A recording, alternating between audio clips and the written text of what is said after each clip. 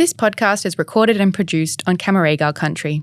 We acknowledge the traditional custodians and the first storytellers of this land and pay our respects to elders past and present. This is what fantasy does so well. It's so good. This is why reading is so important. And they say it's just dragons and castles. And, No. The dragons are having philosophical debates. They are.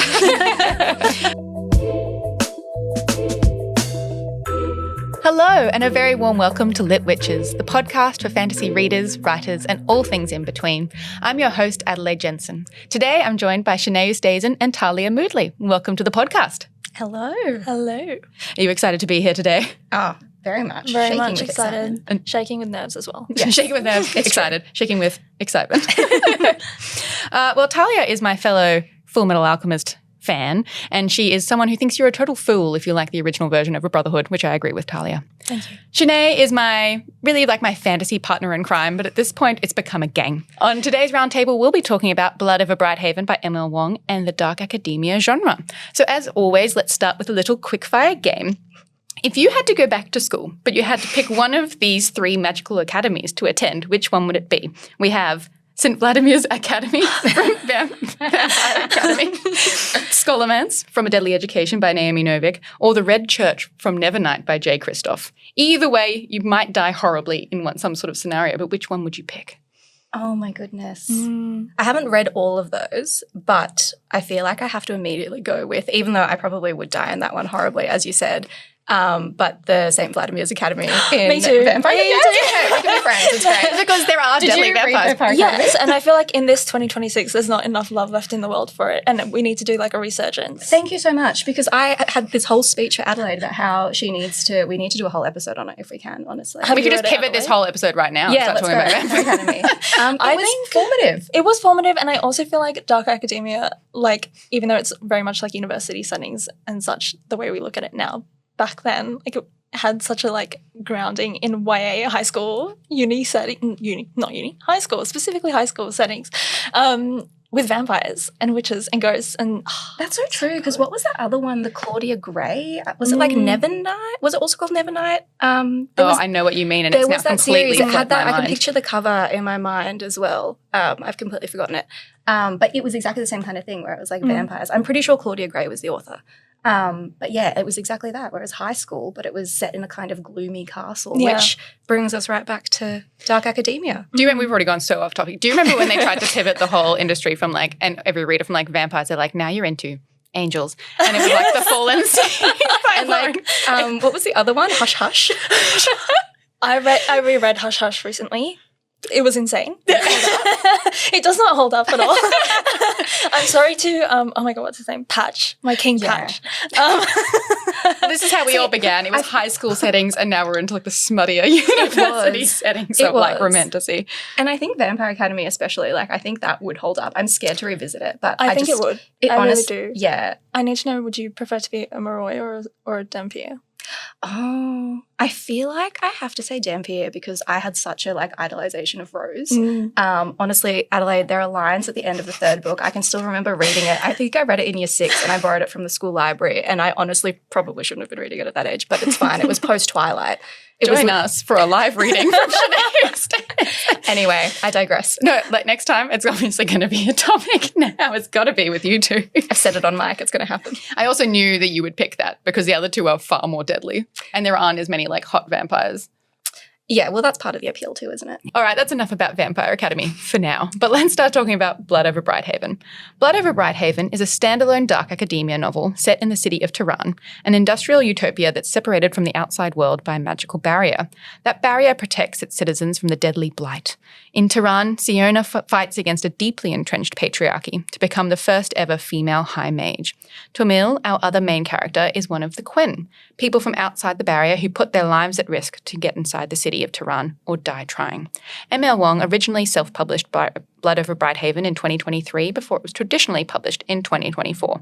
As always, the bulk of this chat will be spoiler-free, and then we'll get into some more detail in the After Dark section. I will say there are a few really big reveals in this book that we're going to try not to talk about really obviously, but there may be some oblique mentions to it that we unfortunately cannot avoid. But I hope you will enjoy it anyway. So So far on the podcast, we've mostly talked about fantasy and romantasy, and we've not yet talked about dark academia. So do you read much dark academia? Well, I don't think I read straight dark academia as it's known, because I feel like dark academia within fantasy has become its sort of own subset. Like I haven't read, say, like The Secret History or anything like that, but grew up reading things like Vampire Academy and very like fantasy-esque stories set in this kind of school setting. And so things more like Catabasis and Babel and those sorts of books I think are more up my alley, which is great with dark academia because it kind of crosses the realm from kind of more modern stories to fantasy. I think I fall into exactly the same boat. So I was kind of thinking about it in preparation for this podcast, like what have I actually read that categorizes as dark academia? And the list was so short. And again, like I haven't read Secret History, for example, and that just feels like the ancient text that you should be able to refer back to. But I have like the same reading background as you, Shané, and it's like growing up reading these stories that are fantasy, but they're set in these like magical schools. And so it feels really adjacent. And I will hopefully be informed enough through that to have this conversation with you, Adelaide. No, I think you definitely will, because it's kind of this weird thing that crosses across. And like it's interesting you both say like The Secret History, because that book doesn't have any fantasy in it. Mm-mm. It's actually more of like a murder mystery kind of thriller. But that idea of building a school in to make I think the world really familiar is why it's such a useful concept in fantasy books. For sure. Yeah, like you see magical schools in every fantasy book ever. I mean, not literally, don't fact check me on that. But it's such a pivotal thing. Like even in kind of, I know M.L. Wang's other book, Sword of Kaigen, is more high fantasy, but there's also a fantasy school in that. And then, I mean, everything from Percy Jackson to like even R.F. Kuang's kind of more high fantasy. The Poppy War has a school in there as well. Like it is such a classic of the genre. So I think it makes sense that dark academia can kind of play in the fantasy space as well. Yeah, I think we were talking about this at another time, but it becomes such a familiar construct to people that when you're entering this world, you can be like, I understand what a school looks like, even if it's in the most insane like fantasy context at all. And I think in the terms of this book, what it helps define is like, because she's kind of at a university, but it's also sort of a society thing that it establishes class and hierarchy really clearly from the get-go. I think in real life and then reflected in fantasy, schools are such institutions of like normalizing from the ground up in their societies what are the rules that we have to follow. And in fantasy, what is the magic system? And so they're such a useful world-building tool. And in Blood Over Brighthaven, like, yes, it establishes class. It establishes like this whole fight against the patriarchy that Sienna is experiencing. It establishes like something as simple as how does a spellograph work? How are we coding for magic in this universe? And so I think they're really useful devices. Yeah, that's a really useful point as well, that it sets up a lot of world building without just being straight, like just telling you what's happened. Because you can be like, I'm in a lesson and they're explaining the history of the world, or I'm in whatever. Yeah, well, because that's a problem that you often run into with fantasy books, kind of more on the higher end of the spectrum, because how do you incorporate world building that's not in such a kind of clunky or obvious way? Because if you have a character that's already so established in the world, they're not learning about the magic system or learning about their society. They're just wandering through the world, off in a battle, and then suddenly you get this kind of back text history of the world so that you as the reader understand. Like I think the schools do really help it, feel more seamless to the reader as well. Yeah, definitely. And I think that this kind of dark academia can more easily go deeper into like societal issues for that reason, whether it's used as kind of a light way, as like a convenient vehicle to get you through the story, or whether it's used to like really explore these sort of deeply entrenched issues. And obviously when you brought up R.F. Kuang, like Babel and Catabasis did that in very different ways. They're like, let's look at society from the perspective of a university. And then almost, it's interesting, people like to sort of categorize these dark academia books as being almost on the more literary side because they're more issues-based. What do you think about that? I don't like it. I feel like issues-based fantasy is everywhere throughout this genre. And like some of my favorite series could be called issues-based, and they're like very much not dark academia. I just feel like the fact that it's in a school doesn't now make it literary fiction. And it also doesn't take away from what the rest of the genre is doing in similar spaces. Like one of my favourite series is like the Between Earth and Sky series by Rebecca Roanhorse.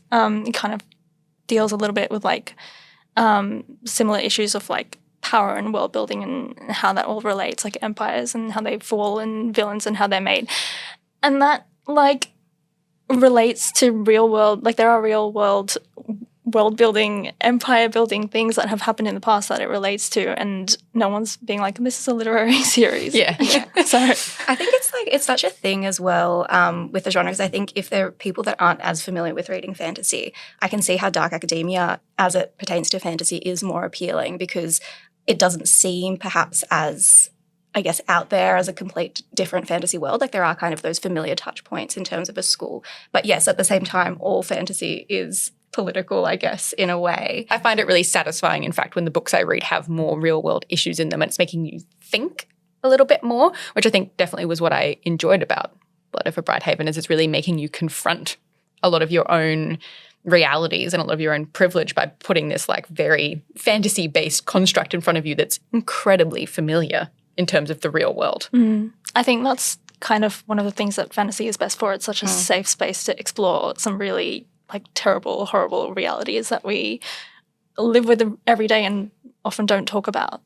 And whether that's like intentional or not, right? Because I think some books, like in this one, I would say there's a very clear, there are very clear topics that the author probably set out to explore, because there are those kind of intense discussions which you might not get so much in fantasy, like on the higher fantasy, epic fantasy scale, because people are probably, you're seeing the actions play out rather than having necessarily these kind of philosophical or political discussions. But like every author is influenced by the society that they grew up in and the things that are happening at the time. Like I think with some long time series, like I'm thinking of Cassandra Clare.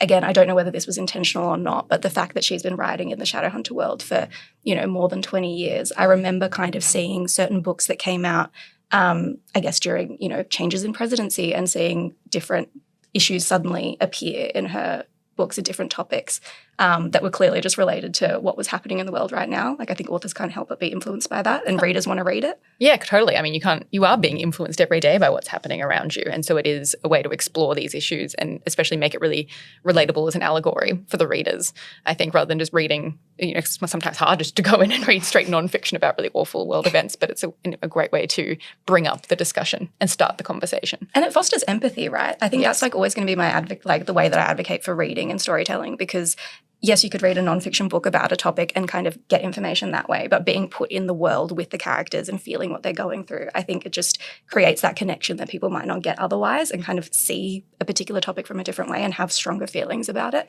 Totally. And I think that even for anyone who might not have enjoyed the book as much, it's still making you think.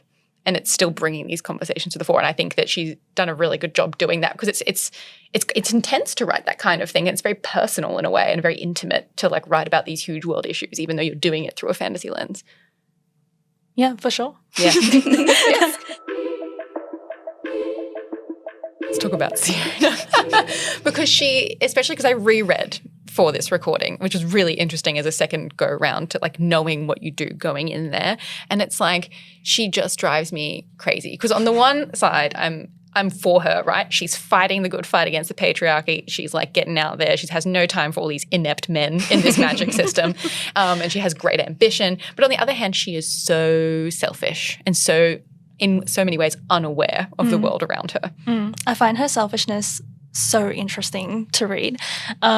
I think she's like such an ego-driven character, and like she does get to a point where she's kind of like doing what we might consider good in the world, and sort of fighting for change like on behalf of the Queen. And it's like, I don't know, like Sienna is driven by like the need to be the best of the best, and her God tells her that the best of the best is seeking like the highest possible truth that you can, and like at the highest possible truth, like racism is not going to exist there. And so now she's like fighting for the Queen. But it's like, if that wasn't the case, like if her God's like ideal wasn't like absolute truth, would she care? I'm not sure that she would. I'm not sure she would have made it to that place where she would have cared about the suffering of the others in that city. I think it's so interesting because like she tells us that she's like that from the start, right? Like, I think you can never really be sure if in a different circumstance she would have still done the same thing. But even when she's kind of saying, no, I want to be the first female high mage to enter the academy, and so I can pave the way for women everywhere. And I'm pretty sure it was either her cousin or one of her relatives in the early chapters calls her out and says, that's not why you're doing this. Like, even if it was going to make lives worse for other women, you probably would still do this because it's what's best for you, and you have this just kind of innate ambition and this need to kind of prove yourself, I think.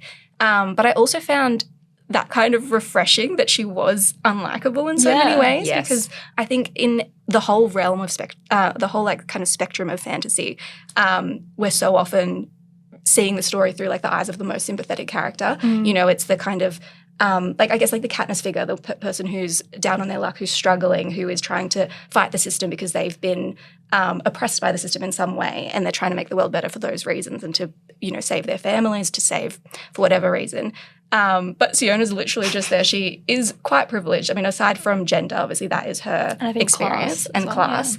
But compared to the Quen, like, she's not really fighting the good fight from the start. She is so unlikable, and she retains a lot of those qualities. Well, she doesn't even like confront the issues for the Quen until she meets Tomil, and then she's like, oh my God, isn't it so bad how this system like represses both of us? And he's a bit like, some more so than others. And he's actually so almost quite gentle about the way that he makes her confront that reality, but it's also so classic. She's like, wow, I didn't know it was so terrible. And I'm like, didn't you? It's actually like a great case study for just portraying, like, I guess, femininity and masculinity as well, because he's not like your typical male, I guess, protagonist. Like, he is more gentle. He is a hunter. Like, he has that kind of stereotypical, I guess, background, having fought for his family and hunted animals outside of Tiran before he moved into the city at great cost, as we find out in the first chapter. Also, how good was that first chapter? So that good. Just hooked me right away, because you basically see, just for context,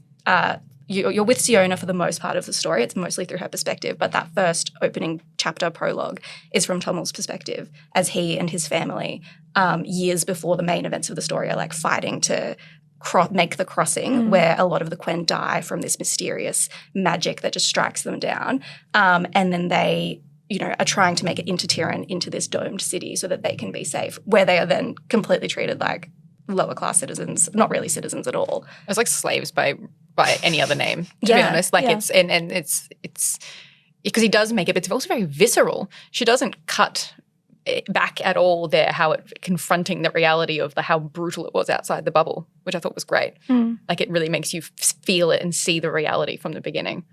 It's very gory. It is very gory. And I think that's one of the things I really enjoyed about this novel, is how gory it is. And even when there is the big surprise reveal at the end, it's done in like the most gory way possible. Like, that image is just kind of like seared in my brain. And I think it really drove home like the human cost of some of the things that are like working in the mechanisms of this society. But also, Shané, just to actually take it back to, you kind of made that point about like showing gender through Tomil and Siona's relationship. I actually read, so I was reading a bit of like what Emma Wang has actually said about this, and she had originally had their roles switched. So Siona's character was going to be the male and Tomil's character was going to be the female, and then she made the decision to change it around because she thought it was a more interesting exploration of gender. That's so interesting. It's really interesting that you picked that up. Because it's exactly that, right? Because Siona is, if you had kind of a male character be like she is, I feel like you wouldn't be as struck by her ambition and her like thoughtlessness in some ways. But it is just showing that, there's such a full spectrum of men and women and any other kind of, thing that falls under the umbrella. That's you can flip those. That's really interesting that was actually intentional. Yeah. Not to confront our own biases or anything, but would we have questioned so much his ambition if she were a male character? That's what I mean. I don't think so. Yeah. Yeah. I think it would have just been like, oh yes, of course, that's the kind of, ambitious male character. Yeah. Yeah. I also wanted to take it back to what Talia said about the religion thing, because I thought that was really interesting. There's so much faith explored there, and she really Siona uses it as a crutch to kind of fall back on every time she's like questioning her own reality. She's like, no, but this must be the way because this is the way I was taught. And how do you think that was done well? Like, do you think it was done well? I do. I really enjoyed the inclusion of like religion as like a tenet of this society's means of oppression over the Quen. It's such a like parallel to like the civilizing mission in our own histories in real life. And you see religion being tied so explicitly into industry as well. So like they're using religion to justify like this kind of like capitalist expansion. And there's like at the beginning of each chapter, there's kind of like a little excerpt from like their texts within World. And there's one in particular where they kind of say, like, the Quinn suffer from sloth, and it's kind of like our job to bring them out of that, and we do that through labor. And they use that to kind of justify their treatment of them as essentially slaves in this city. And I just think like it came through in so many aspects in that kind of way. And like their entire High Mage order is based, like they're essentially like the clergy of this world. And you kind of get like references to throughout the text to how they sort of also control like the state. And so I just thought that was really smart. Yeah, definitely. I loved the way that was used as such a core piece of propaganda. And it's like frustrating to read it as well, right? Because you're confronting these things, but just the microaggressions, like being like, oh, this Quinn are lazy. And the one that even like Siona finds herself like saying to Quinn and being like, oh, well, the reason we have, you know, like issues with overpopulation in our space is because the Quinn like just like multiplying like rabbits or whatever. And he's like, and she goes, oh, and she kind of realizes she said the wrong thing, but she's also like still believes it to be true. She makes so many offhand comments like that, and you can just see Tomo, like he never questions her because his life is on the line, but you see his reaction to each thing like in that silence. Like the silence speaks volumes. Because even though she lets him speak his mind, the power dynamic between them, because like it was essentially, for context in the book, he's given to her as a lab assistant, even though he is a janitor, because it's again an aggression from her towards her from all the other men in this space. But he is her employee, and he's a victim of this system, and she is this all-powerful High Mage who has all this power. And so I think she probably thinks of herself as doing all the good things, like I'm letting him speak his mind, I'm so like progressive, but really she's just like grinding him down in a different way. I think there's like a scene where he said something that's really upset her, and she tells him that he needs to be respectful, and he says, I can, but she's also wanting honesty from him, and he's like, I can always be honest or I can always be respectful. You can't get both from me. Because like my honesty is not going to be respectful to what you believe.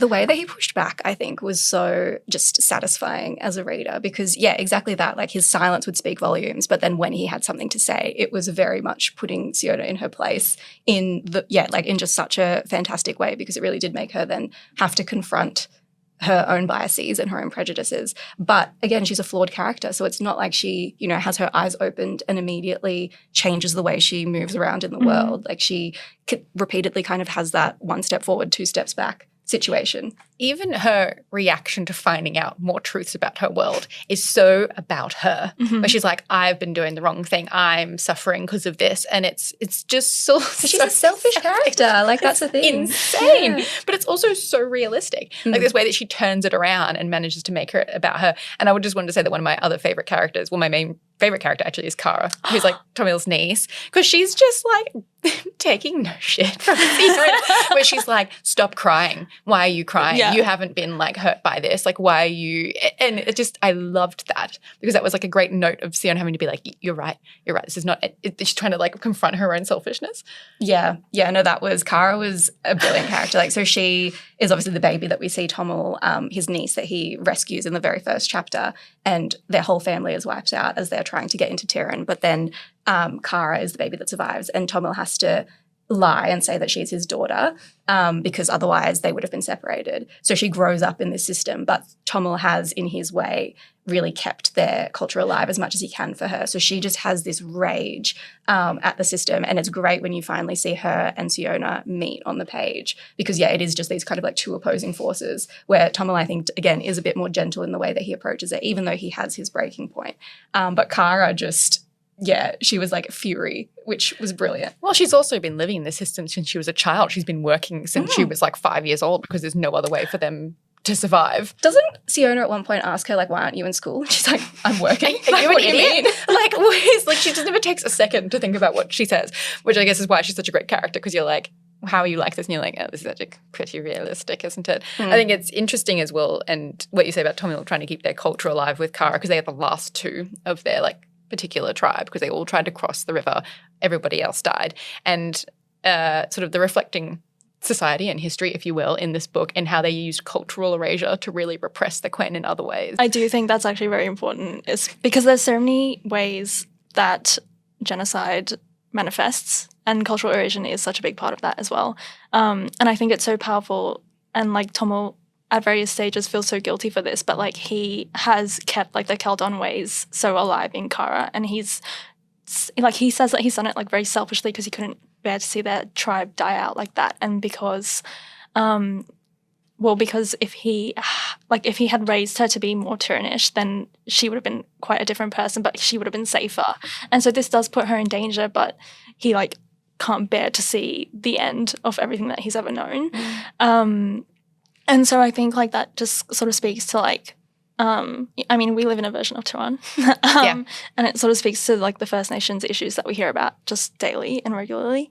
And so it is really powerful to see that on page as well. Yeah, I think, well, let's talk about that a little bit more, because I think it is like this could be reflective of so many different things. But as Australians, you can't help but read this book and think this is so true of, like, as you said, of the way they treated First Nations Australians when like colonization happened. And it's like that use of religion, that use of like, cultural erasure and different ways of propaganda to just really grind down this and genocide.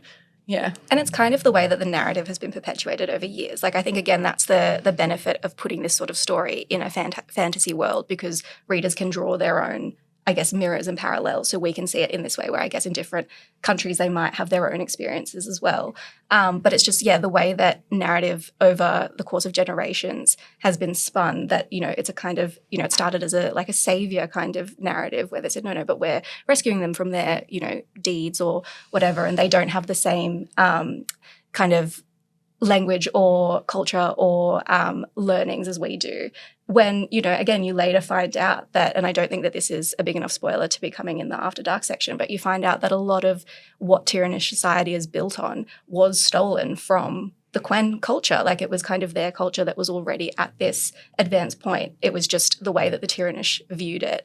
They didn't consider it as, I guess, they didn't consider it on an equal playing field as theirs, and they thought that they could kind of step in and take over and claim ownership of it without ever acknowledging where it came from. So I think all of that obviously can be related quite clearly to the situation in Australia and, terra nullius. Like, that's the whole, it all links back to that. And they're constantly pushing that message of like, they should be grateful that they're within our barrier. They should be grateful that they're here, because otherwise they'd be dead outside. And it's like, they can be grateful, but also their lives they are just the resource for your capitalist society to use. And even like Sayona is aware of the factories that she used to work in, like from the magical side of things, and the women on the floor. And then she I think it's very early on, she gets sort of a revelation that a lot of the materials those women were working with were like poisonous to them. And she's like, oh man, I didn't know. And I'm like, but you had to have known. You had to have known on some level there was a reason that only the Quen women were working those jobs. And I think it's just that kind of thing of ignorance doesn't excuse things. Yes. Because I think there's a very good kind of ethical conversation that's brought up a few times throughout the book, which is like, what makes a good person? Is it and this is a kind of discussion that Siona and Tom will have with their conflicting beliefs and their faiths, where from Siona's point of view, everything that matters is your intention. So if you are not intending to cause harm, you're not intending to hurt anyone, you're trying to do the good thing. So I guess with the factory, like Brigham's trying to employ these women and give them jobs and produce goods that better society around them. But that then Tom will kind of counters with, but that doesn't matter if your actual actions are causing harm. It's all to do with your actions. He's like, his God wouldn't care if you showed up and said, oh, but I didn't mean to do that. I was intending to do this. He said, well, all that matters is kind of the action that played out. that doesn't excuse you, I guess, from that. Yeah, she brings such a great ethical discussion into that book. But I think also I like that she is posing these two counter arguments for both of it. But she doesn't lead you to be like one or the other is correct. It's like really just a philosophical structure to the whole thing where you're left questioning everything, which is why it's important, because it does make you reflect.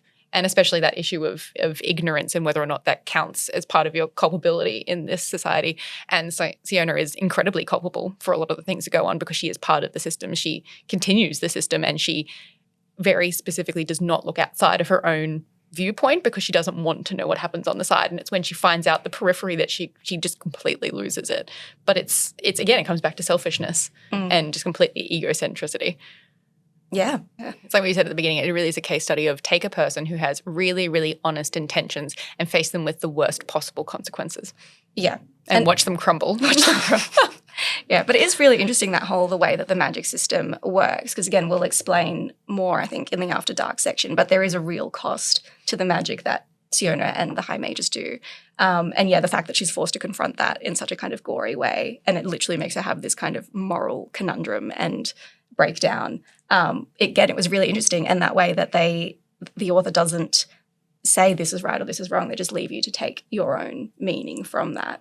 I think it's kind of the best type of writing. Like, you don't want to necessarily be told this is how to think. Like, they kind of put the situation in front of you and force you to confront that too. This is what fantasy does so well. It's so good. This is why reading is so important. And they say it's just dragons and castles. And, no. The dragons are having philosophical debates. They are.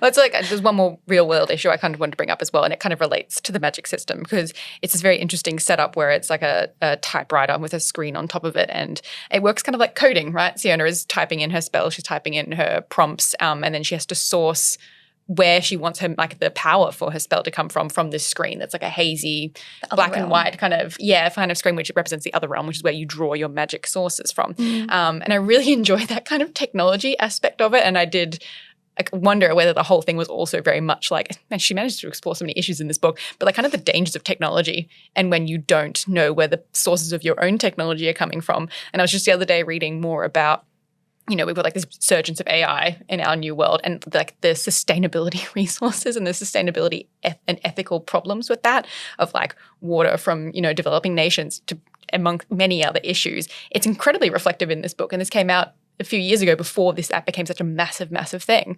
It's just very interesting to me. Yeah, the environmental cost of their magic is so, so high that they've essentially devastated like an entire continent. And so, yeah, it is really relevant to what we're experiencing at the moment. And I think it's like that thing of, history repeats, right? Because I think now we can kind of apply it to kind of contemporary issues like AI and the kind of modern technology that we're worrying about but also trying to learn to live with now.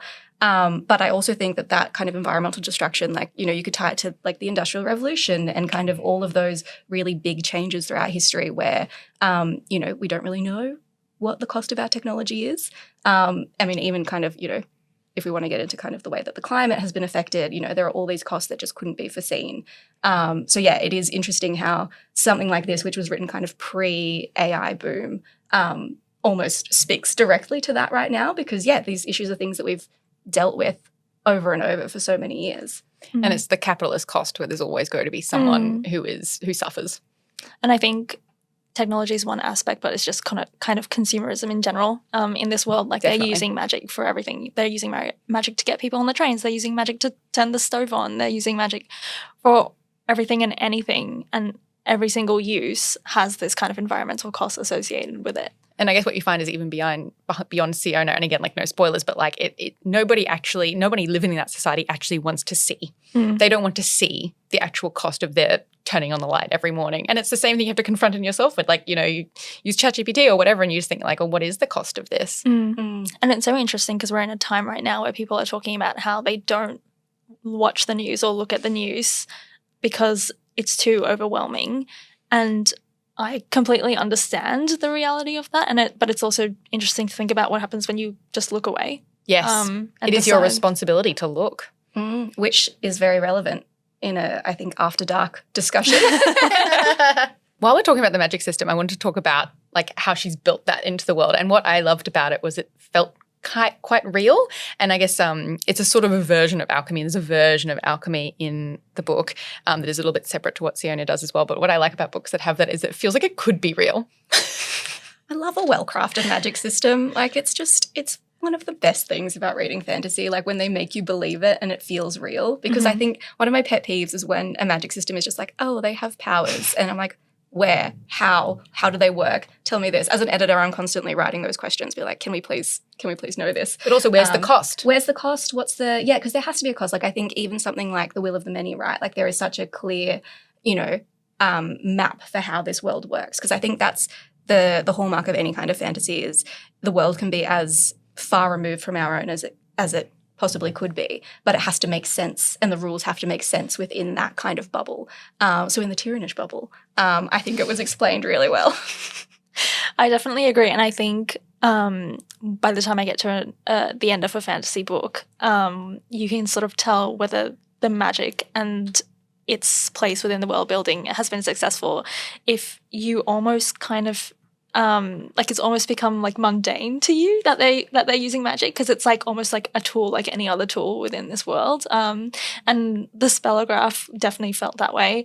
And I think like the whole coding aspect of it as well sort of made it feel like, oh yes, this is like a mathematical thing, and yeah, it's magic, but it has it's rules. logical. It's logical. Yeah, which is a dark academia thing. I think that whole it has to have rules, and this is how we apply it. Because I think like Catabasis, which we read recently, it also has that kind of thing where there's a very theoretical, like academic way to apply this method. So it just feels like, yes, of course they study magic. Of course this is a thing. And the fact that here, like their magic is sort of like the equivalent for electricity, I think, in a lot of ways. Like it literally powers their whole society.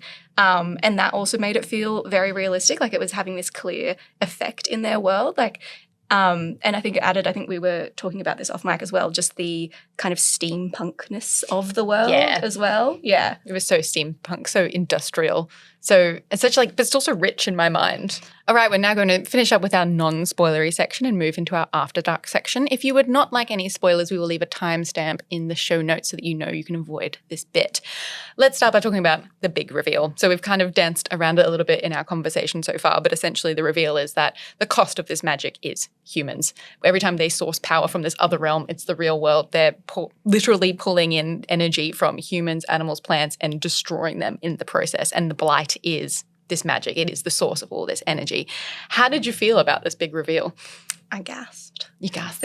I gasped. It was very dramatic. I was sitting in bed reading it, and I literally had to like wake up my partner, and I was like, Matt, I need to explain this. This is such a big reveal. And so cut to, explaining the whole importance. It was so clever. Like, I just think that was so smart, because it comes, I don't know, maybe 150, 200 pages in, something like halfway, that. yeah. Just a bit before halfway. And you're kind of, the very first chapter, you see this blight in action. You see this white light just completely unravel the bodies of the Quen as they're trying to reach this safe harbour of Tyran. And then Tyran is presented as this utopia, and you're with Siona on the fight to kind of, show the inept men that she can do magic, and you're kind of trying to be with her to find this clearer way of sourcing energy so that you can actually see where you're drawing the power from, because the whole, I guess, thing is that they can't see the other realm. It's just these kind of vague shapes and blurry things in the typewriter. And then she unlocks this way to see it in vivid clarity. And then you see the Quen dying, and you see Tommel's reaction to him putting the pieces together. And it's just, it was one of those moments where I was like, this is why we read. It's so good. Yeah. Thoughts? Yeah. First of all, diabolical. Second, I thought it was such a clever spin on like the fantasy blight. So for context, when I got this book back when it was released, I think I had like read the description and then completely forgotten about it by the time it had arrived. And I opened the book up, and in that first chapter it said blight, and I almost threw it across the room because I was like, I'm over the blight. There's always a blight. It's such a common fantasy trope, and I think like anyone that's like been reading the genre for at least a little while would, like, from day one, first page, be like, so Tyran is causing this blight, obviously.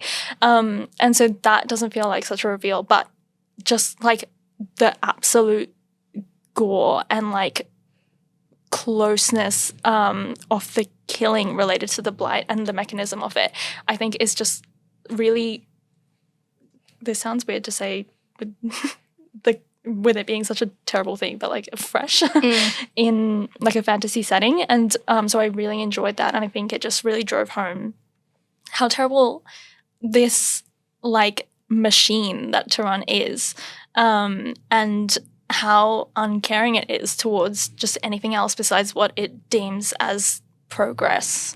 And like the Tommel sort of says at some point, like that this is a city that takes, it takes, and it takes, and it takes. Yes. And it just really drove that home. And also the fact that it was the magic. Like, I think that as a fantasy reader, you know, you never expect the magic to kind of have that kind of cost. Like, I think that was a shocking aspect too, because it is kind of this thing that you have probably grown up loving. But in this kind of context, I found that being the twist, rather than it kind of being, I guess, the rulers of the city, like the high mages, doing something outside of it. The fact that it was literally this thing that is so inherent to the genre that we love, that it's now having this cost, was a great way to do it, because it shocks the reader too. Yeah, like the magic is the villain. Yeah. Like, it's obviously being used by people. It is a tool, but it was like that magic is the wrong thing. It's really interesting that you talked about the blight as being a trope, because I had not considered that, but it totally is. But usually it's just because it's some sort of nebulous, like dark person, like dark being, like, disease, but then they're like, no, it's you doing that for your consumerist society. And I was like, oh my God. I felt like I could kind of feel that it was coming, but it was still like just a shocking, like you say, the gore of it. And the fact that Siona like is then like, well, nobody knows about this, I must tell everyone, and then quickly realizes, as Tomil tells her, that actually, in fact, the entire system is completely aware of the cost of this magic, but then they've put all these structures in place so that people don't see it. It's so entirely infuriating that, like, at every point, Siona's like, I must tell people, they don't know, and they will listen to me because this is so terrible. And at each point, Tomil's like, that is not a great idea. They 100% know. And she's like, no, I'm going to try. Yeah, she keeps trying. It's quite frustrating. It ties back to Siona's flaws, because she thinks that she's right and she thinks that she knows the right way. So even though she's learned with Tomil that she's not always right, she still doesn't listen at the end. So she doesn't change that much. Like, yes, she changes in some major ways, but she is kind of herself to the end. Oh yeah, her ego. Like, at one point Brigham's like, did you really think that you spent 2 months working here and then you suddenly discovered something that people who'd been here working here for like decades literally didn't know? And then she's like, yes. But I mean, so like the ending of this book is that she takes this knowledge, she struggles with it hugely, and what she ends up deciding to do is destroying the entire city, and she dies at the end of the book, which I thought was a really great way for it to end, because it was ultimately her sacrifice, but it was also still a reflection of the idea that even in her sacrifice, she is selfish. Yeah, she's not fully redeemed. Like, No. she's still, and I think that's satisfying, because people aren't just, one or the other. Like, I think it is a spectrum. And even though she was doing something that was maybe ostensibly good, again, maybe it ties back, because it's like her intentions kind of, did they matter? Did they not? What was more important? And also, like, I just think, the whole way, like, I think we were talking earlier before the After Dark section about, the way that we are kind of confronted with like social media and like the news, and some people kind of try and look away. Her whole way of kind of showing the world what was going on and what the cause of the blight was to come up with this spell which created these like little mirrors everywhere that literally showed, so like if they were heating the stove, like a little mirror would pop up and show what plant was dying or what Quen person was dying. It was so interesting to me that like Siona is visited in jail by her cousin, who basically is so angry at her for revealing this truth, because she's like, it wasn't your place to make us see, and you've only done this for your ambition. And I'm like, number one, obviously problematic view, but also she's right in the way that you did this, because you were like, well, I can't live with this, so everyone else has to also not be able to like live without knowing this.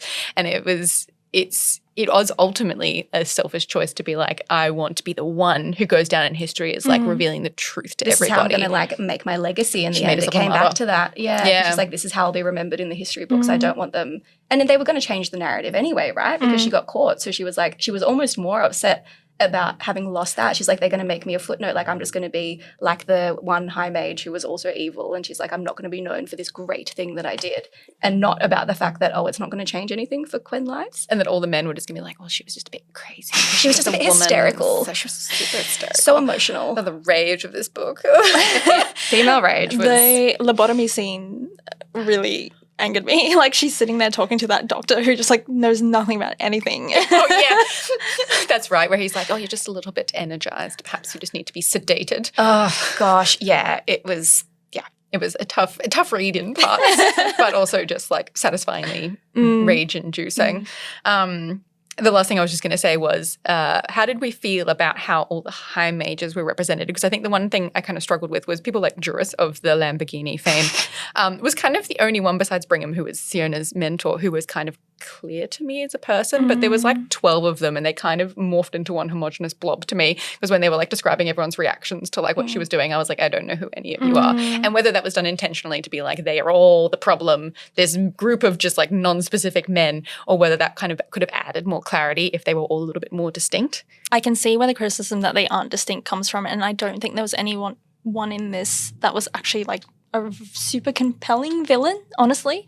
But I do think for a story like this where you're talking about like this sort of like society oppressing another group of people, it almost doesn't matter. Like there could be nothing that you could tell me about any of these men that would be interesting to me. Like what is interesting to me is like the Quinn, their struggle. What is interesting to me is like Siona finding out about this and having to confront her own biases and her own prejudices. And I kind of like I almost think that potentially it was intentional, potentially it wasn't on Emma Wang's part, that these men all sort of blended together. But in the real world, some of the scariest things is that like none of us are sitting here being like, here's this specific person that we're blaming for the version of Tehran that we live in right now. Like there was a group of people, there is a group of people, there are many citizens, and all of us contribute to this. And that's kind of the scariest part. I read this book over the summer when I was supposed to be rereading Blood Over Brighthaven, called Bat Eater by Kylie Lee Baker, and it kind of like sits on that sort of premise, and it was a horror, and it was like chilling. And I think that like in fantasy we see a lot of focus on like really like compelling, like charismatic villains, and that is super interesting, and it's not something that I'd want to see die out. But I think the sort of shift that some people are doing to like large scale society as the villain, the system is the villain, is really interesting as well. Well, I think it's such a great, well, as I would say, it's great making such great discussion, this book, because it's got so much into it, and I've had a great time talking about it. We could keep going, but I know we have to wrap it up. At some point we have to stop. Well, let's segue out of that. Let's have a little game at the end, as you know I love to do. I am going to describe 3 well-known fantasy series in the most boring way possible. Oh no. You have to guess what they are, and I hope they're not too hard. A young woman moves house, dates aggressively, and becomes involved in local political disputes. What? I also made slightly easier versions just in case it was like... A young woman moves house, dates aggressively. Is it the selection? No, but I was like, this could probably work for like a lot of different things. You should just say yes, I was correct. Yeah, you were right. What was it? Or do you have a guess? No, I don't. That was Akatar. Oh my God. Dates aggressively. Dates aggressively. Yeah. It's Beauty and the Beast, yeah. All right. Multiple families argue over a chair, causing widespread administrative breakdown and casualties. I actually don't know what this is. Oh my God. A man repeatedly avoids responsibility, while everyone insists he has a very important destiny. Oh, is it Harry Potter? No. It's Wheel of Time. Oh, yeah, no, I haven't read that. I'm sorry. But it was just the most perfect representation. I love that series, I will say, but just the most perfect representation. Thank you for playing my game. That was very good.